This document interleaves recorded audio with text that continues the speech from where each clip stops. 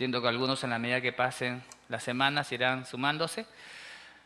Como iglesia es bueno y es saludable para nosotros reunirnos, para reflexionar, para orar como lo hemos hecho. Y quisiera con ustedes dirigirme un texto que se encuentra en el libro de Marcos. El capítulo es el capítulo 2, para leer el verso del 13 hasta el verso 17. Es un texto que tiene mucho que ver con nosotros. En verdad que es muy relevante. Lo leemos. Marcos capítulo 2, verso 13. Vamos a leer hasta el 17. ¿Sí? La palabra de Dios dice así. Después volvió a salir al mar y toda la gente venía a él y les enseñaba. Y al pasar vio a Leví, hijo de Alfeo, sentado al banco de los tributos públicos y le dijo: sígueme. Y levantándose le siguió. Aconteció que estando Jesús a la mesa en casa de él, muchos publicanos y pecadores estaban también a la mesa juntamente con Jesús y sus discípulos, porque había muchos que le habían seguido. Y los escribas y los fariseos, viéndole comer con los publicanos y con los pecadores, dijeron a los discípulos: ¿qué es esto? ¿Que él come y bebe con los publicanos y pecadores? Al oír esto, Jesús les dijo: los sanos no tienen necesidad de médico, sino los enfermos. No he venido a llamar a justos, sino a pecadores, ¿no? Sino a pecadores. Oramos un momento, hermanos, por favor, ¿me acompañan?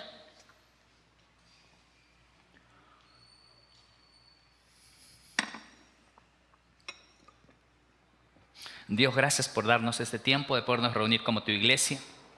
Pedimos que nos asistas con la guía, con la dirección, con la iluminación de tu Espíritu Santo. Necesitamos que estas palabras se guarden en nuestro corazón, sean a partir de ahora hueso de nuestros huesos, carne de nuestra carne. Necesitamos que tu palabra guíe nuestra vida, Señor. Líbranos de estar desconcentrados, de dar lugar a algún tipo de pensamiento ajeno, extraño, que no tiene nada que ver con el propósito de esta reunión, de este servicio. En el nombre de tu Hijo Jesucristo, toma el control de este tiempo, Dios. Amén y amén. El título de esta meditación o sermón es Se busca pecadores, como ustedes tienen ahí en sus bosquejos. Si usted retrocediera el tiempo y caminara por las calles de Texas allá en los Estados Unidos o por el viejo oeste, podría encontrar muchos carteles que dicen se busca, vivo o muerto, ¿no? Normalmente esos carteles muestran el rostro de un criminal, ¿no? Uno así parecido al Rascabuches, ¿no? ¿Se acuerdan ustedes del Rascabuches? El Chapulín Colorado, ¿no? Los que han visto en algún momento. Rascabuches es un hombre que no es tan agradable, ¿no? El rostro. Pero lo que pasa aquí, mi estimado hermano, es que estos anuncios, estos carteles muestran el rostro de un criminal peligroso, alguien que ha roto la ley y cuya recompensa se paga y se paga bien. Vivo o muerto, se paga bien.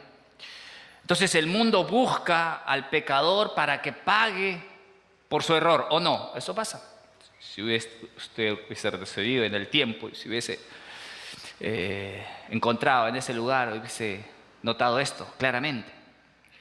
Es más, hoy en día muchos quieren que el pecador pague, ¿o no es así? Claro, por la injusticia, por el error, por lo que hizo, por lo que me hizo. Todos buscamos eso. Pero ahora entramos a una escena en el Evangelio de Marcos donde Dios mismo ha pegado un cartel en los cielos y en ese cartel usted lee se busca. Sin embargo, notará usted una enorme diferencia, ¿no? Dios no busca al pecador para condenarlo, para justiciarlo, para sentenciarlo. Como observamos en el texto, Dios busca al pecador ¿para qué? Para invitarlo a su mesa. Para invitarlo a su mesa. Entonces hoy vamos a descubrir por qué en la lógica de Dios tu pasado no es un impedimento, sino un boleto de entrada al consultorio del gran médico de médicos. Porque si hay un propósito que llevó a este médico a venir aquí a la tierra, ese propósito tiene que ver contigo. Ese propósito tiene que ver contigo. Entonces, hermanos, como observan en sus bosquejos, por favor, versículo 13-14, dice el texto: después volvió a salir al mar y toda la gente venía a él y le enseñaba, ¿no? Interesante, habíamos visto el domingo pasado que estaban en la casa de Pedro y allí, ¿se acuerdan? 4 amigos traen, o 4 compañeros, o 4 hombres, traen un paralítico, ¿verdad? Destechan parte del techo de la casa de Pedro. No sé luego cómo habrá quedado la casa de Pedro, no tan agradable, por cierto. Pero el asunto es que destechan, bajan al paralítico, se da la sanidad, se da el perdón. Algo maravilloso sucedió allí, tanto así que las personas que estuvieron allí, las multitudes, dijeron: nunca hemos visto, ¿no? Algo así. No lo hemos visto. Y ahora Cristo a esas multitudes se las lleva ¿a dónde? Al mar, ¿no? Al mar. Es interesante. Salió de la casa y se dirigió a un lugar más amplio. No para evitar a la gente, sino todo lo contrario, para que un mayor número de personas pudiera escuchar lo que él tenía que decirles, para que un mayor número de personas puedan tener acceso a él y puedan recibir de él lo que el ser humano requiere, necesita, le urge: misericordia, misericordia. El texto dice que al pasar vio a Leví, hijo de Alfeo, sentado en el banco de los tributos públicos. Leví, un nombre no tan común, que significa unido o apegado. Ahora, es interesante porque Marcos usa el nombre Leví, no usa Mateo. Dice Leví, hijo de Alfeo. Lucas también usa el nombre Leví, no Mateo. Pero el mismo Mateo, en su evangelio, no usa el nombre Leví, su antiguo nombre. Aquel nombre que estaba asociado con la vida oscura que tenía Mateo en ese tiempo. Mateo, en su evangelio, usa su nombre, Mateo, para hacer mención de esa novedosa vida y esa transformación que este hombre había tenido. En ningún momento tú vas a encontrar, si vas al sinóptico de Mateo, que él hace referencia a Leví. No, vas a encontrar Mateo, ¿no? Es un detalle muy interesante, ¿no? Mateo, un nombre que tiene que ver con la vida transformada, la vida novedosa que ahora este hombre disfrutaba en Cristo. Tremendo, hermanos. El creyente hoy en día es consciente de que sí, tengo un pasado, ¿verdad que sí? Todos tenemos un pasado, ¿no? Quizá no podemos huir de ese pasado. Sin embargo, eso no me lleva a tener que estar lamentándome y abrazando el pasado, porque si hubiese sido diferente, quizá no hubiese sucedido esto. No. En Cristo, gracias a Dios, hemos obtenido el perdón, hemos obtenido la libertad, y de ahí para adelante, en Cristo, como dice la Escritura, pues somos personas con una nueva identidad, una persona con un nuevo rumbo, un nuevo norte. Es lo que Dios hace, y es lo que Dios hizo en la vida de este hombre. Insisto, que no usa el nombre Leví para referirse a él en su evangelio, sino Mateo. ¿Listo? Ahora, ¿qué oficio tenía este hombre? Era un cobrador de impuestos, ¿no? O sea, en otras palabras, era alguien muy odiado, despreciado por la comunidad judía. Porque esta persona se había coludido con los romanos para sacarle dinero a los judíos. Sepa usted que en los tiempos de la ocupación romana, al pueblo judío se le sangraba con muchos impuestos, muchos impuestos. Estaban en la pobreza y había una red de corrupción, lamentablemente, que estaba enquistada allí en el pueblo. Hablemos específicamente en el norte del pueblo, de Galilea, ¿no? Se cuenta de que allí había un estadista, un hombre llamado Antipas, Herodes Antipas, que vendía a diestra y a siniestra franquicias de recaudación al mejor postor. ¿Se acuerda usted de Zaqueo? Probablemente han leído en algún momento en los evangelios. Zaqueo era un jefe de publicanos, era un hombre al parecer que manejaba mucho dinero y logró obtener una franquicia como estas. No cualquiera la tenía, sino aquellos que manejaban buen dinero. Bueno, esta franquicia le permitía poder cobrar impuestos a la gente, separar un dinero que iba para las arcas de los romanos y lo demás para sus bolsillos, ¿no? Y ahí es donde estos publicanos hacían mucho dinero, se embolsaban bastante dinero, porque cobraban de más a las personas. Es más, si usted me acompaña por favor al libro de Lucas, al capítulo 3, versículo 12, va a observar que cuando Juan el Bautista predicaba el bautismo de arrepentimiento, tenía una audiencia entre los cuales estaban también los publicanos y que esperaban obviamente un cambio y pedían dirección. Fíjate, 3, 12, 13 dice de Lucas, vinieron también unos publicanos para ser bautizados y le dijeron, maestro, ¿qué haremos? Él les dijo, no exijáis más de lo que está ordenado. No exijáis más de lo que está ordenado. Sí, paga tus impuestos, pero no, o perdón, sí, está bien, vas a tener que cobrar impuestos, pero no más de lo que está establecido, ¿no? Porque estas personas en verdad robaban, extorsionaban a los judíos, ¿no? Había impuesto a la renta, a la tierra, al transporte de mercancías, al uso de caminos, a los puentes. Por todo había impuesto. Y estas personas, pues como te digo, separaban un dinero para los romanos y lo demás a su bolsillo. Y si fuese mucho, ¿no?, dinero, mejor, ¿no? Entonces, tengamos presente esto, ¿no? Cristo está llamando a alguien que lamentablemente tiene una pésima reputación, un hombre muy odiado por los judíos, un hombre que se había embolsado bastante dinero. Un escritor griego, Luciano, llegó a asociar a los cobradores de impuestos con adúlteros, aduladores, alcahuetes, calumniadores. Y es que eso eran terribles. ¿Usted ha visto alguna vez esa película El Lobo de Wall Street? ¿O sabe algo de la historia de Jordan Belfort? Porque esta es una réplica de la historia de este hombre, ¿no? Bueno, este hombre Leví era peor que el Lobo de Wall Street. Según la narrativa y la historia de este hombre, resulta que como corredor de bolsa estadounidense, famoso por haber amasado mucho dinero, este hombre pues llegaba a estafar, o llegó, mejor dicho, a engañar y a estafar a inversionistas, pero por millones, no hablamos de un sencillo, hablamos de mucho dinero, ¿no? En Capernaum observamos a un hombre que era peor que el lobo de Wall Street. Ese es Leví, ese es Mateo. Era terrible. Y a este hombre Cristo le dice, sígueme, sígueme. Levantándose, dice el texto, le siguió. Es interesante que el Señor Jesucristo no se dejó influenciar, ¿no?, por el desprecio que podía tener este tipo de hombres para llamarlo. No, lo llamó. Sígueme, le dijo, sígueme. En otras palabras, sé mi seguidor. Eso es lo que le está diciendo. Sé mi seguidor, sígueme. Es más, fue una orden la que le dio. Sígueme, una orden. Esto es de vida o muerte.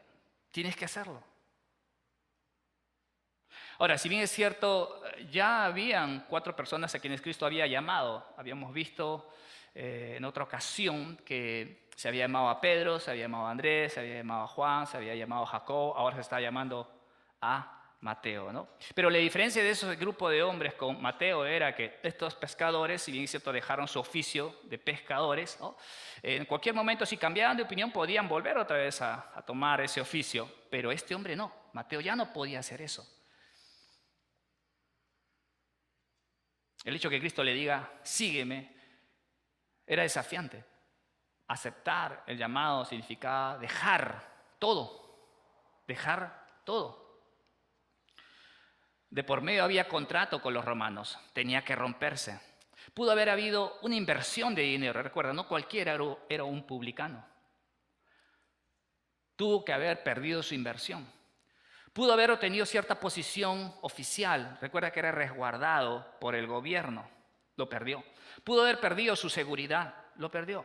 Pudo haber perdido ese respaldo político, sí, lo perdió todo. Por eso usted cuando va al libro de Lucas, capítulo 5, verso 28, encuentra un texto que da más luz de lo que te estoy diciendo. Fíjate, Lucas 5, verso 28, dice, y dejándolo todo, se levantó y le siguió. Dejándolo todo, se levantó y le siguió. Abandonó su profesión lucrativa, ¿no? Aunque deshonesta, pero lucrativa, le generaba mucho dinero a este hombre. Pasó de amar el dinero a seguir a Cristo, a ser un seguidor de Cristo. Estaba dispuesto. La pregunta es si nosotros estamos dispuestos, ¿no? Porque seguir a Cristo significa eso, dejarlo todo, renunciar a todo. Ahora, no lleves este pensamiento al extremo, no es que te estoy diciendo deja tu profesión, no, si te casaste con un incrédulo, deja al incrédulo, cosas por el estilo, no. Lo que te digo es que renuncies aquí, adentro, renuncia a todas esas cosas que podrían ser un ídolo en tu vida. Renuncia, porque esas cosas van a ser un tropiezo, un lastre. No te van a dejar seguir realmente a Cristo. Seguir a Cristo significa muchas cosas, ¿no? Ya en algún momento vamos a llegar al corazón del libro de Marcos, ¿no? Cristo viene a esta tierra a sufrir, a dar su vida. Y el seguidor de Cristo tiene que entender que en esta tierra, así como su Maestro, también nosotros vamos a estar expuestos a sufrir, a renunciar, a sacrificar muchas cosas. De allí que la negación es parte de la vida del creyente, no es algo ajeno. Por lo tanto, no es para cualquiera este llamado, sígueme. ¿Se acordará usted del joven rico? El libro de Marcos, en el capítulo 10, si leemos, bueno, podría simplificarlo con 2 versículos. Marcos capítulo 10, verso 21-22. Dice, 21, entonces Jesús mirándole le amó y le dijo, una cosa te falta. Anda, vende todo lo que tienes y dalo a los pobres y tendrás tesoro en el cielo. Y ven, sígueme tomando tu cruz. Pero él, afligido por esta palabra, se fue triste porque tenía muchas posesiones. Era joven, era rico, ¿no? Un hombre moralista, ¿sí? Educado, ¿no? Un hombre culto, un hombre que había logrado muchas cosas en su vida y le faltaba una sola cosita. ¿Qué cosa? La vida eterna. Y estaba a punto de obtenerla, ¿no?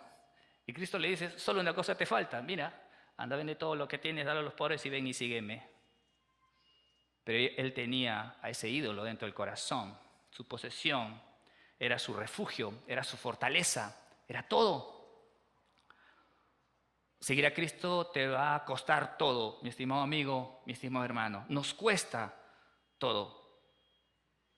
Y eso la iglesia tiene que entenderlo bien. En segundo lugar, observas allí en el versículo 15, también muy aparte de este llamado que rompe esquemas, observas también una mesa que invita a la comunión. Recuerda que sentarse a la mesa hoy en día puede ser algo normal, comes con una u otra persona, eso no significa nada. Sin embargo, en este tiempo no era así, no era así. Era algo muy especial, significaba muchas cosas, implicaba aceptación, implicaba amistad, significaba muchas cosas. Y la Biblia dice que muchos publicanos y pecadores tuvieron la posibilidad de tener un tiempo muy especial aprendiendo del Creador, aprendiendo del Salvador. Asuntos de misericordia, de perdón, de restauración, de esperanza. Cosa que necesitamos oír, porque ese es el verdadero problema. Hay un problema que tiene que ver con el pecado, hay un problema que tiene que ver con Dios. Necesitamos oír ese mensaje que Cristo tiene que darle al pecador. Probablemente no tenga que ver con que si los hijos vuelven mañana porque se te fueron de casa. Quizá no tenga que ver con tu salud porque estás ya arrastrando una enfermedad tantos años y hasta ahora no tienes solución a este problema. Los médicos no resuelven ese problema. Esto va más profundo. Tú tienes un problema, como vimos la semana pasada, muy profundo, que solo Cristo puede verlo, ¿no? Y tiene que ver con el pecado. Tiene que ver con el pecado. El texto en el versículo 15 es claro, muchas personas estaban en la casa. Se entiende que era una vivienda muy amplia, no sé cuántos metros cuadrados, pero allí había mucha gente, ¿sí? Y estas personas tuvieron esta oportunidad, ¿no? Ahora, es llamativo, pero cuando tú observas en el versículo 15 que se habla de publicanos, bueno, ya entendemos a quién se está refiriendo o a qué grupo de gente se está refiriendo. Por otro lado, habla de pecadores. Y no es que aquí estamos generalizando, ¿no? Con este término. Habían pecadores, gente que es pecadora, como tú y como yo. No, aquí se está especificando un tipo, ¿no? Un tipo de grupo social, identificado como moralmente corrupto, de mucha mala reputación. Esas personas, esos pecadores estaban ahí. Lo peor de lo peor estaba ahí a la mesa. Transgresores, marginados, de todo. Pero Cristo, como habrás notado, invita a la mesa a estas personas, come con ellos, habla con ellos, no se retrae, no se distancia, al contrario, habla con ellos, ministra sus corazones. Como te dije, la mesa significaba ser aceptado, ser reconocido, ser restaurado, ser incluido. Eso era sentarse a la mesa. Entonces el hecho que Jesús comiera con ellos quizá pueda haber sido para los religiosos un escándalo, pero no para Él, no para Él. Porque Él vino a la tierra para sanar a esas personas, para salvar a esas personas. Y déjame decirte algo más. En ese grupo estamos tú y yo. ¿Amén? Poco amén. Algunos nomás entonces será. Estamos en ese grupo, mi estimado amigo, hermano. Cristo ha venido por nosotros. Él tiene un propósito claro, tiene una misión clara, ya lo vamos a seguir viendo más adelante. Esa misión eres tú. Él ha venido por ti. Tómalo personal, Él ha venido por ti.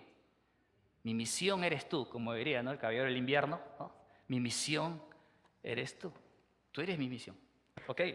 Un detalle también que no debe pasar por alto es que aquí se hace mención de los discípulos, del discipulado. En este grupo estaba Pedro, sí es cierto, estaba Andrés, estaba Juan, Jacobo, estaba Mateo, estaba ese grupo de seguidores que ahora formaban parte, ¿no?, de este discipulado.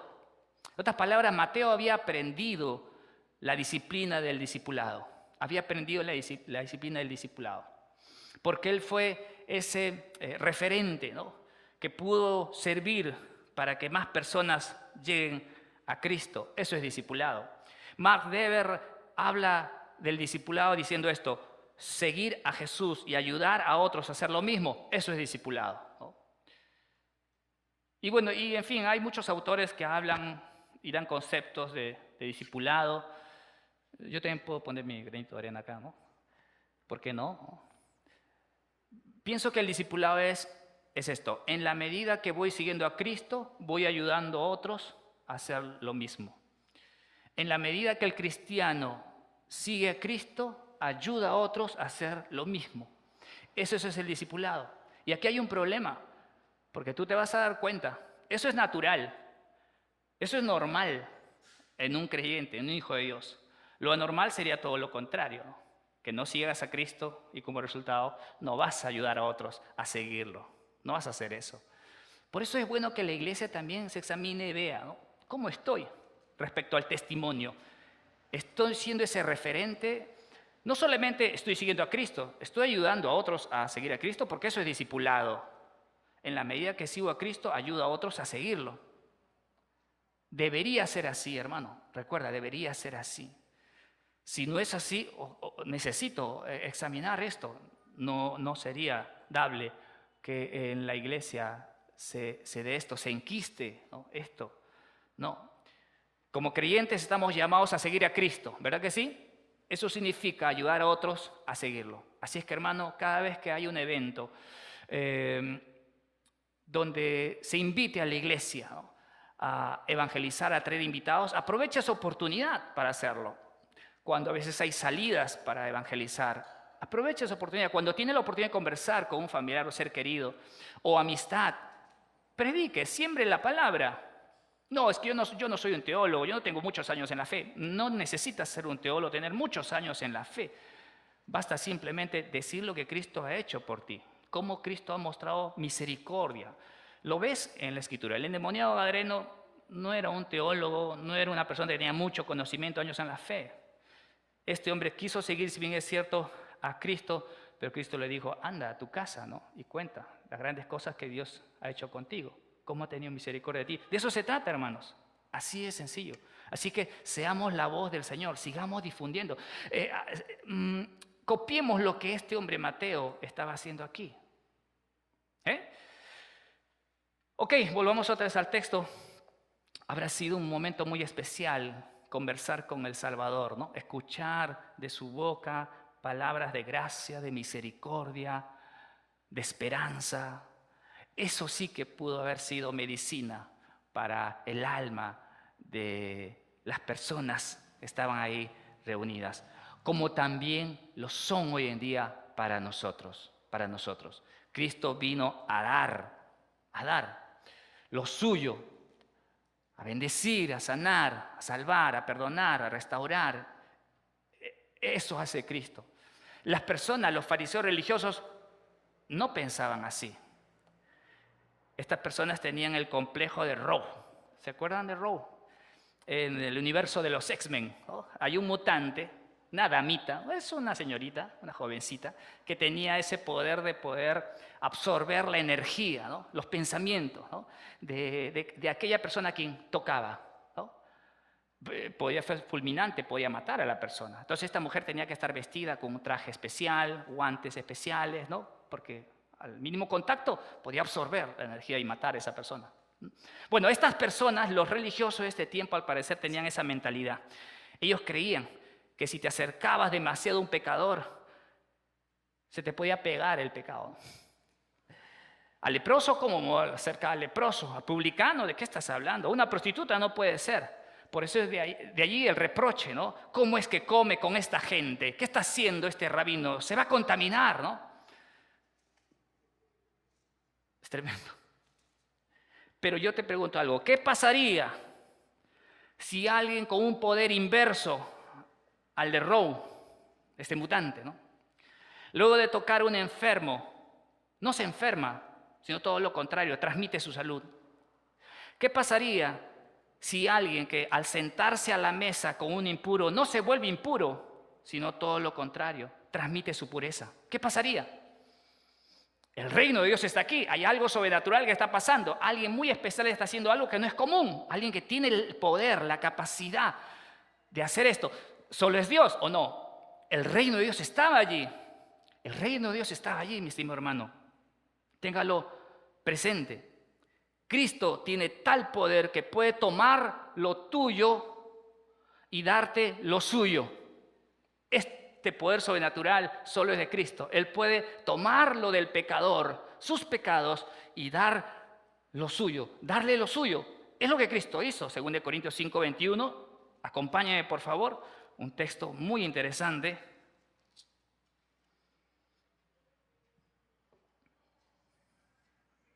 Dice, al que no conoció pecado, por nosotros lo hizo pecado, para que nosotros fuésemos hechos justicia de Dios en él. Mire lo que hizo Dios, ¿no? Mire lo que hizo Dios. No solamente nos sustituyó en la cruz del Calvario, sino nos imputó la justicia de Cristo. O sea, tuvo que hacer las dos cosas. Por un lado, lo voy a ilustrar, es como que Dios esté quitándole esas vestiduras pulcras, puras, dignas, ¿no?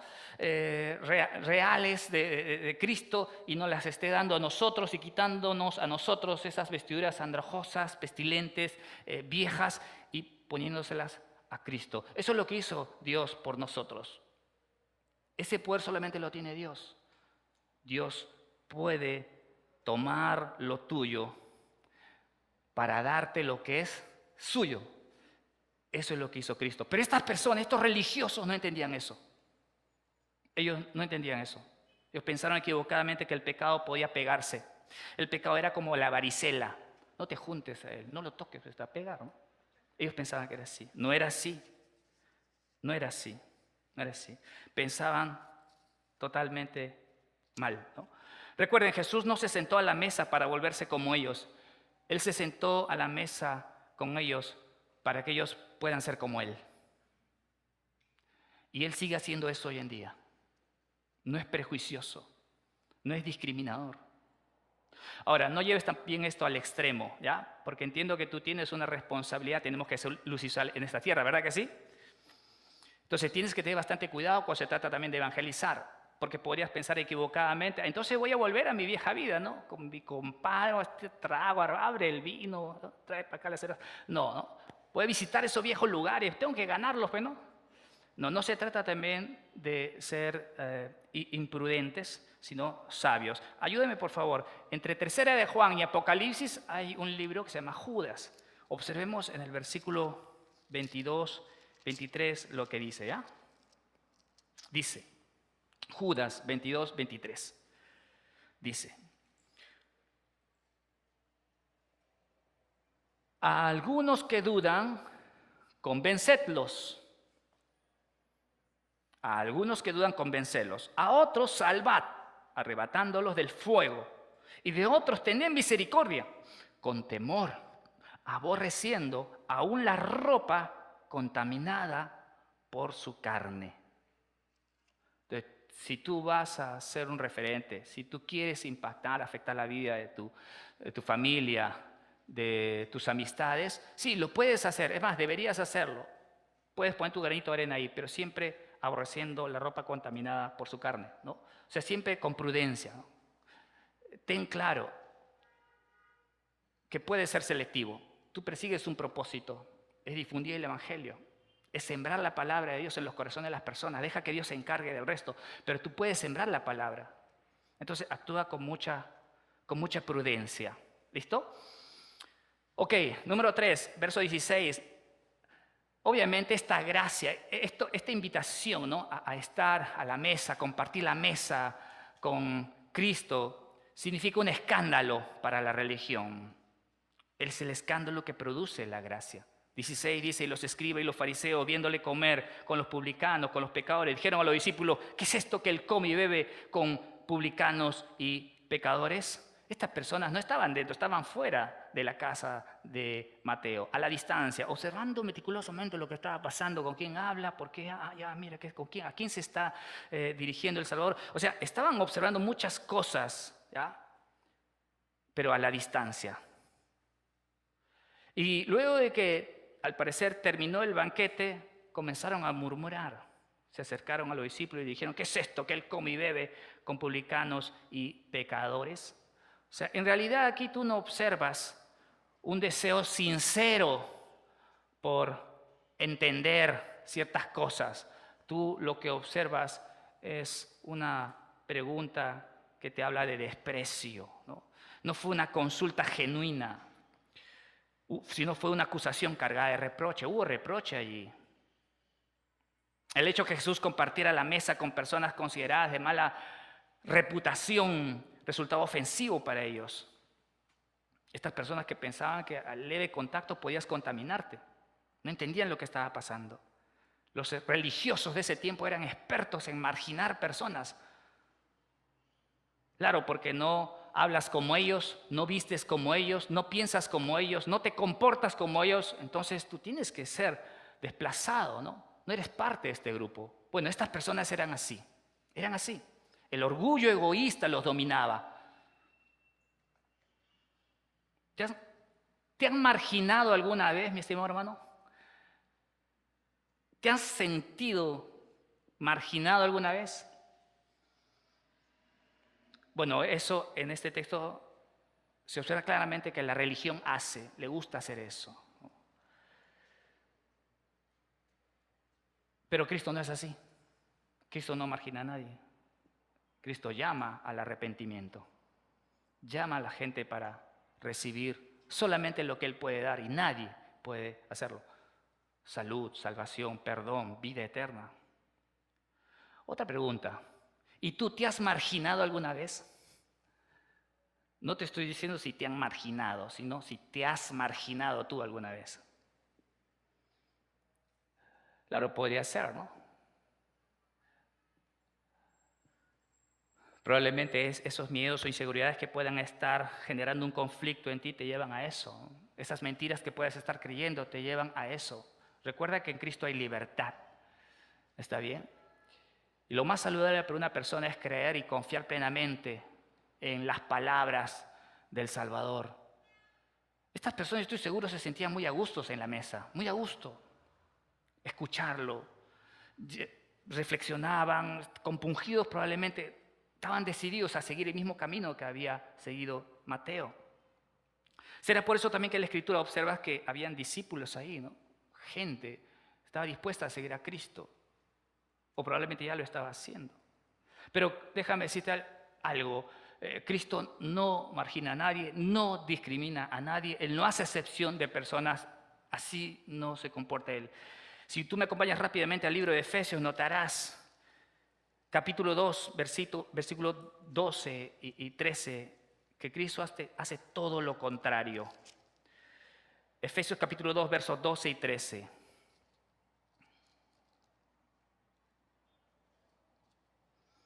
Dice, en aquel tiempo estabais sin Cristo, alejados de la ciudadanía de Israel y ajenos a los pactos de la promesa, sin esperanza y sin Dios en el mundo. Pero ahora en Cristo Jesús, vosotros que en otro tiempo estabais lejos, habéis sido hechos cercanos por la sangre de Cristo. Qué tremendo, ¿no? Eso hace Cristo. Eso hace Cristo. Él no discrimina, Él no margina. Todo lo contrario. En el libro de Primera de Pedro, capítulo 2, versículo 10, Primera de Pedro, capítulo 2, versículo 10, como quien va a Apocalipsis, tú vas a encontrar este texto, versículo 10, dice, vosotros que en otro tiempo no eréis pueblo, pero que ahora sois pueblo de Dios, que en otro tiempo no habéis alcanzado misericordia, pero ahora habéis alcanzado misericordia. Qué tremendo, ¿no? Estamos sentados en la mesa con el Salvador, con el médico de médicos. Podemos recibir gracia sobreabundante. Gracia sobreabundante, hermano. Esto es maravilloso. Pero es cierto también que estas personas no lo entendían así. Estos fariseos, estos escribas no lo entendían así. Recuerde usted que los fariseos eran los apartados. Bueno, eso significa los fariseos, ¿no? Alguien apartado. Ellos creían que la bendición de Dios sobre Israel dependía de su pureza ritual, colectiva. Ellos pensaban eso. Interpretaban la Biblia de una forma que probablemente erraba. ¿Por qué? Cuando usted observa el Salmo 1, versículo 1, tú te topas con texto, bienaventurado el varón que no anduvo en consejo de malos, ¿verdad que sí? Proverbios 4, versos 14 y 15, no entres por la vereda de los impíos. Salmo 26, versos 4 y 5, no me he sentado con hombres hipócritas ni entre los que andan simuladamente. Aborrecí la reunión de los malignos. Estas personas interpretaban aparentemente bien estos textos al no juntarse con la chusma, ¿verdad que sí? Eran hijos de doña Florinda, sí. Entonces para ellos están bien, nosotros estamos bien. ¿Aquí dice la Biblia o no dice la Biblia que no debo juntarme con esa persona? Y no lo hago, pero Cristo sí lo hacía. Ahora, ¿quién está equivocado? ¿Cristo o la interpretación equivocada que podían tener estas personas de un texto? No entendían muchas cosas de Cristo. Su entendimiento estaba entenebrecido. No aplicaban correctamente la Escritura. Recuerden, hermanos, uno puede tener mucha información, pero eso no significa que puedas entender entender correctamente, ¿no? Para interpretar. Este detective Sherlock Holmes, ¿no? Al igual que en sus casos, al igual que la policía tenía información, mucha información, así como ellos, ¿no? Muchos detalles, muchas pesquisas de lo que pasó acá en este caso, ¿no? Sin embargo, ellos no interpretaban así como él. Él sí interpretaba bien, ellos no.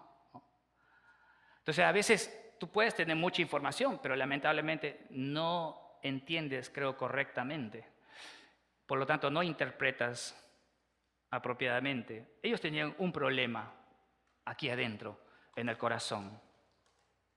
Jesús en ningún momento está validando el pecado, sino la necesidad del pecador. Y es interesante el detalle que nos da este hombre Mateo, ¿no? Porque en su evangelio tú notas que él recoge algo que Cristo dijo y Marcos no lo considera.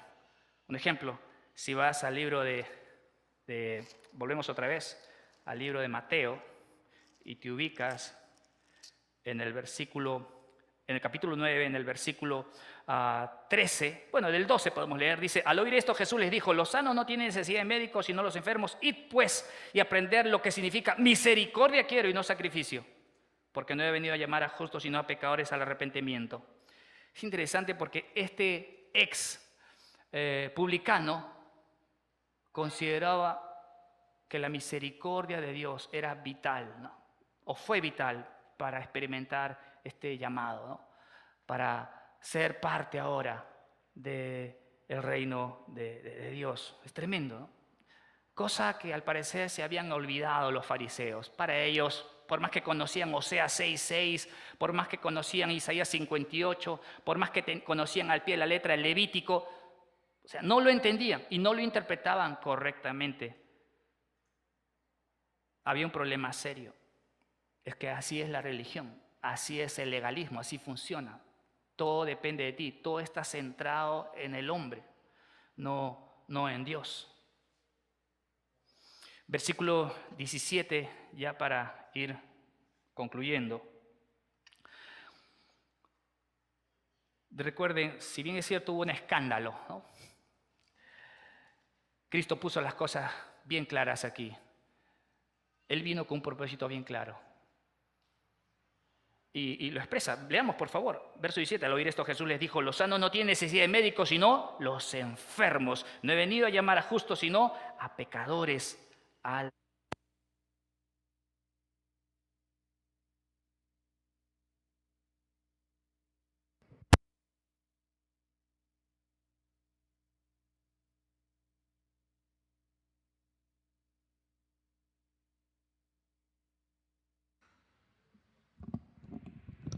Muy bien, qué bueno, está el micrófono aquí, que no pande el cúnico, todo está controlado. Claro que sí. Ok, entonces, verso 17. Notamos que aquí Cristo trae consigo una analogía, ¿no? Clínica. Él se presenta como el médico que cuida, que sana enfermos, e identifica a los publicanos y pecadores como pacientes necesitados de ayuda, ¿o no? Sí. Por otro lado, interesante, estos pacientes reconocen que están mal, por eso están acá, con el médico, con el cirujano, él sí sabe, ¿no? Y reconocen que él es la persona idónea para tratar con ellos. ¿Observas? Por un lado y por el otro hay una conexión espiritual. Esa es la conexión espiritual que debería haber siempre en la vida cristiana. Que no solamente se debería dar cuando uno o cuando Cristo te encuentra a ti, te hace el llamado, sino siempre debería darse esa conexión espiritual. Es el corazón de la vida cristiana. Médico-paciente, una relación continua, constante. No es que a veces nomás, no es que cuando tengo problemas nomás lo busco, ¿verdad? Y necesito mi médico. No, yo necesito terapia constante. Yo necesito que él trate conmigo. Porque reconozco que soy un hombre necesitado, soy un menesteroso del alma. Yo necesito a mi Salvador, a mi médico. ¿Usted lo reconoce? Yo lo reconozco, hermano. Y la iglesia lo reconoce. Debería ser así. Cuando Cristo dice estas cosas, los sanos no tienen necesidad de médico, sino los enfermos, está también descubriendo o haciendo evidente la dureza del corazón de los fariseos, la ceguera espiritual de los fariseos. Los sanos no tienen necesidad de médicos, sino los enfermos. Es que estas personas en verdad no se reconocían a sí mismas como necesitados, menesterosos del alma. No, ellos no necesitaban cambio, ellos no necesitaban arrepentimiento. Y esto es más serio, ellos no necesitaban a Dios, no lo necesitaban. Eran personas que confiaban mucho en sí mismas, en sus habilidades, en su experiencia, en sus logros, su éxito, en su apellido. Ellos confiaban en esas cosas. Pero la Biblia te habla que Dios hace un llamado a aquellas personas que reconoce que no hay nada en que confiar en ellos, sino solamente en el Salvador, en el médico. Necesitamos, creo yo, considerar otra vez que nosotros somos menesterosos de alma. Necesitamos cada día de Cristo. Él es el médico. Él es el médico. Pero estas personas no buscaban la auténtica vida en Él. no buscaban. ¿Por qué, uno diría? ¿Por qué se mostraban así? Bueno, el mismo Mateo en su Evangelio, en el capítulo 3, da detalles, pero usted lo puede encontrar en Mateo capítulo 3, verso 8 al 12, ¿no? Porque ahí se habla de esta conducta de los publicanos.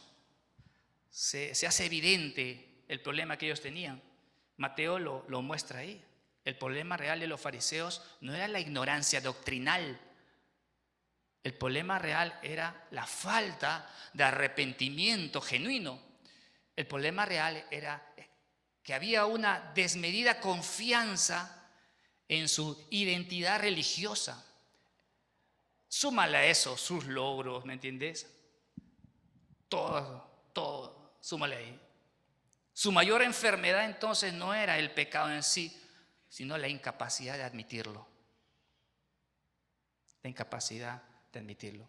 Pero, insisto, Mateo, como ex publicano, ¿no?, reconocía de que si no es por la misericordia del Salvador, no había forma de estar a la mesa con Él. No había forma de disfrutar ahora de su presencia.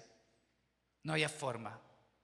Sí es cierto, tú dirás, los publicanos eran personas capaces, habilidosas en asuntos de ciencias, sabían llevar registros, manejar cuentas, calcular impuestos. Era capaz. Sí, para el ser humano sí lo era, pero no para Dios. Era incapaz de poder obtener algo de Dios. Era incapaz. Tenía razón el apóstol Pablo cuando en el capítulo 3 de Romanos habla de que el pecador está destituido de la gloria de Dios. Está destituido. La gloria de Dios está arriba, miren, esa baldosa. Y tú me dices que yo salte y coja alguna de ellas, ¿no? No puedo. Me es imposible. Bueno, esa es la condición del pecador. No puede obtener algo de Dios si no es por gracia. Pero en sus fuerzas no puede obtener absolutamente nada. Y esto no solamente le sucede al nuevo o al recién convertido, eso es para todos, aún para nosotros como creyentes, tengas 10, 20, 30, 40 años, tú no puedes obtener nada de Dios si no es por gracia. Tampoco Dios te ama más ahora que antes, no. Todo es por gracia, hermano. Y Mateo lo sabía muy bien. Si hay algo claro en este último texto es que Cristo viene para sanar, para salvar, para perdonar. Cristo es propicio al pecador. Y qué maravilloso es escuchar eso, ¿no? Es lo que necesita nuestra alma. Jesús revela que su misión es rescatar a los pecadores que admiten su necesidad. Y muestra que la verdadera relación con Dios no se basa en rituales externos, sino en un corazón humilde, en un corazón lleno de misericordia, en un corazón que reconoce que no se trata de mí, sino de Él. No se trata de mí. Hoy, mi estimado amigo y hermano, hemos recorrido la casa de Leví y hemos visto el anuncio más extraño de la historia. Se busca pecadores. Se busca rascabuches. Se busca canasta. Eso es otro también, ¿no? Malhechor. Dios busca pecadores. Hemos visto en esta mañana, ya tarde, que mientras el mundo descarta a los que fallan, Jesús invita a su mesa a esas personas. Recuerden, los escribas se quedaron fuera de la fiesta, a un tiro de distancia, observando todo lo que pasaba dentro de la casa. No porque fueran demasiado malos, no, sino porque se creían demasiado buenos. Se quedaron fuera porque llevaban un currículum lleno de méritos, cuando Jesús solo estaba aceptando corazones llenos de necesidad. Gente que reconozca que realmente es un menesteroso del alma. Y yo creo en esta tarde que todos los que estamos aquí somos menesterosos del alma. Necesitamos de nuestro Salvador, necesitamos de su medicina, necesitamos de su terapia, ¿no? Necesitamos de Él, de la persona de Cristo. Entonces yo quiero invitar a la iglesia, invitarte a ti, amigo, que nos visitas, a orar y reconocer a través de una oración sencilla.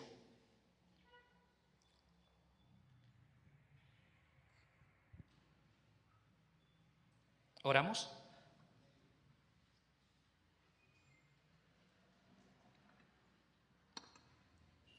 Dios, gracias por este tiempo que nos has permitido tener. Nosotros reconocemos, Señor,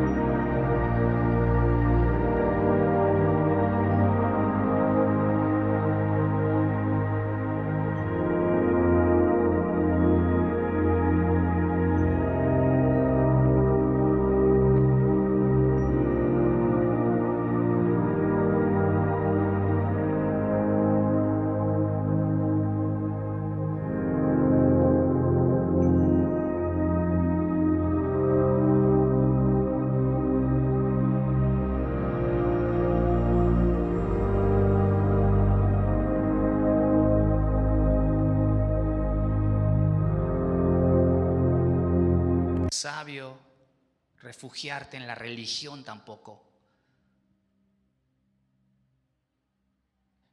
En esta tarde yo quisiera pedirte a ti que nos visitas. A que si Dios ha tratado contigo en esta tarde o esta mañana, si Él ha hablado a tu corazón, si te has visto confrontado, si reconoces realmente que sí, soy un pecador, pero hasta aquí nomás, basta el pecado, no quiero saber más de estar dándole la espalda a Dios, no quiero saber más de vivir alejado de Él. Si tú reconoces esto, reconoces que necesitas de tu médico, de tu Salvador, que reconoces que el pecado te ha arruinado la vida. Yo quiero orar por ti, yo solo quiero pedirte, levanta tu mano, yo quiero orar por ti. Y posteriormente invitaré a toda la iglesia a orar por ti también. Pero si Dios ha tratado contigo en esta tarde y te has visto confrontado y reconoces que eres un pecador y que necesitas de tu Salvador ya, de tu médico ya, tú debes levantar la mano. Permíteme orar por ti. ¿Habrá alguien aquí en esta tarde que reconozca que Cristo es su médico? Que reconozca que sí, yo como Mateo también en algún momento me vi marginado, me vi excluido.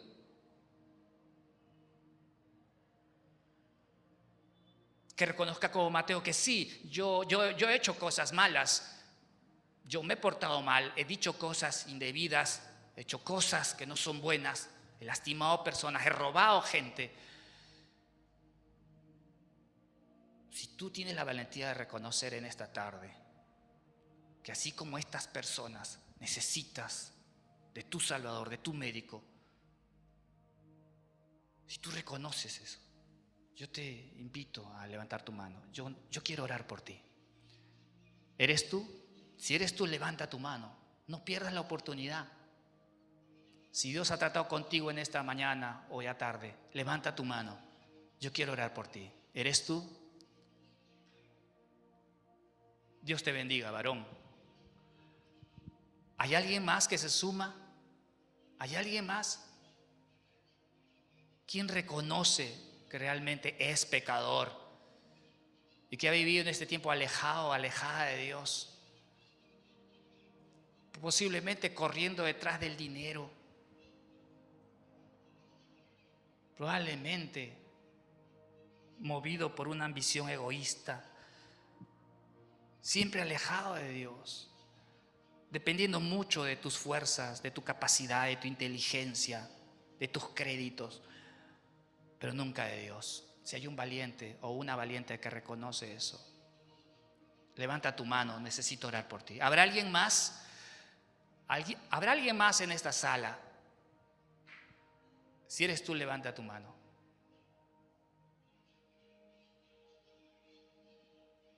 Oh, amén. Vamos a orar todos juntos por este varón que levantó su mano, toda la iglesia. Señor, en esta tarde queremos rogarte por esta persona. Pedimos para que tengas misericordia. Pedimos para que seas propicio a sus necesidades. Pedimos para que ilumine su alma de tal forma que pueda experimentar esta nueva vida, este nuevo nacimiento en su ser interior. Ten misericordia, Señor. Solo tú puedes hacer cambios. Solo tú, Señor, puedes transformar el corazón de una persona.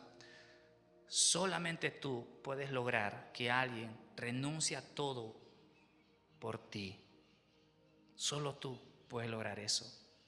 Obra en este varón. Guíalo en el sendero de la sabiduría, del discernimiento. Líbralo de tantas tentaciones, Señor. Ayúdalo en esta nueva etapa de su vida. Obra con poder. En el nombre de Dios Jesucristo te lo pedimos. Amén y amén. Amén. Gracias por su atención. Dios le bendiga.